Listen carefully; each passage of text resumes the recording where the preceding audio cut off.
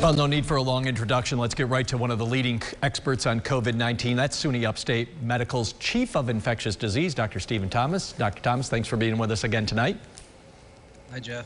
So let's take today's case, which had 31 in Onondaga County. Then you look at the average over the last 7 days. So including that, Onondaga County, we're seeing about 35 new cases per day on average. Also seeing hospitalizations, ICU cases ticking up. Are you concerned? Yeah, absolutely. I mean, unfortunately, all the signals point towards the fact that there's increased virus transmission within, central New York right now. And, I'm not going to sugarcoat it. We are kind of headed in the wrong direction. But the good news is, we have it within our ability to kind of put the brakes on this thing. And I think it starts with, again, the fundamentals that we've been talking about since March, which is if you're sick, even if you have mild symptoms and you don't think that you have COVID, if you are sick, you should not go to school and you should not go to work. You should be evaluated by a provider and possibly tested.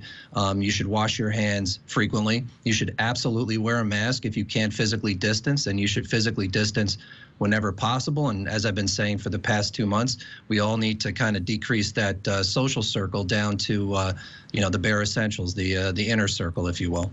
Lots of people Monday morning quarterbacking last week's press conference here in Syracuse where the Binghamton mayor attended, tested positive, hours later went to the hospital. At this point, we haven't heard of any other positives, but lots of people having to quarantine. Not going to ask you to Monday morning quarterback, but what should we learn from this episode for all of us to learn? Yes, I think there are a few things to learn. I think the first thing to learn is that people without symptoms or people with mild symptoms can still be infected. And we also know that those people can be infectious, meaning they can transmit the virus to other people. I think that's the first thing. I think the second thing is that people can be very well appearing 1 minute and then within a couple of hours can be sick enough that they need to go to the hospital. And so the clinical course can proceed very rapidly. And then the third thing, I think, is that, gatherings are going to have to happen, for work and for other reasons. If you wear masks, if you can physically distance within that gathering, it's going to help prevent transmission of the virus. Skipping around topics here, we had another couple of vaccine trials. Johnson & Johnson, I think Eli Lilly also pausing after participants got sick in the study. Is this cause for alarm, or is this how studies normally go? We're just going fast to get to a vaccine. And by the way, the whole world is watching. Yeah, this is how the process works, especially when you're doing vaccine trials with 30, 40, 60,000 people. I mean, to me, this is kind of the normal operations for a very large efficacy trial. And it's good because what it means is, number one, there's a system in place for people to rapidly identify potential safety issues. The second is that the companies are having a very low threshold to put these trials on pause.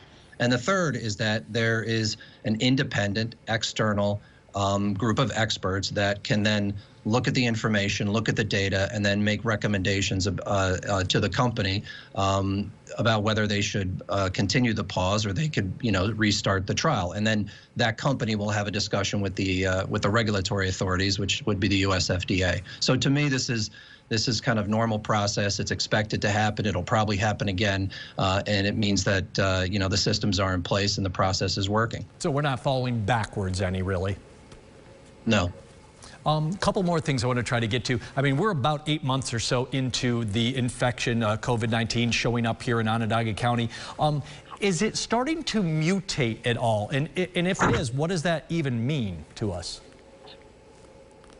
Yeah, so that's a good question because, these types of viruses have a very high mutation rate. It's interesting that coronaviruses actually mutate at a lower rate, and they have what we call this proofreading capability. So the virus can remain a little bit more stable. There are lots of people who are looking at this. There is no question that the virus is mutating. But what the question is is it relevant? Does it matter? Is it somehow making people more infectious? Is it somehow causing more severe disease? Is it somehow going to impact, the efficacy of a vaccine if one is proven to be efficacious? And we really just do not know the answers to that question yet. But again, the good news is there are lots of very experienced, high-powered groups around the world that are tracking this on a day-to-day basis, and when they know, we'll know shortly thereafter. Last quicker one on the way out here. Is this thing any less lethal, any less contagious than it was several months ago when we first saw this arrive on the scene here? I think it's less lethal from the standpoint that we understand better how to treat the disease, right? I mean, we've had a couple of positive studies, the use of dexamethasone in people with severe or critical COVID, the use of remdesivir in people that require supplemental oxygen, and then just general critical care techniques that our critical care physicians have figured out are effective against COVID. So, the case fatality rates are going down, not because of anything inherent within the virus, but I think just because we've gotten smarter and we have a couple of experimental therapies at our disposal. Dr. Thomas, I got to most of my questions, not all. I never do. We'll have you back again to ask more of them, but appreciate your time tonight as always. Thanks, Jeff.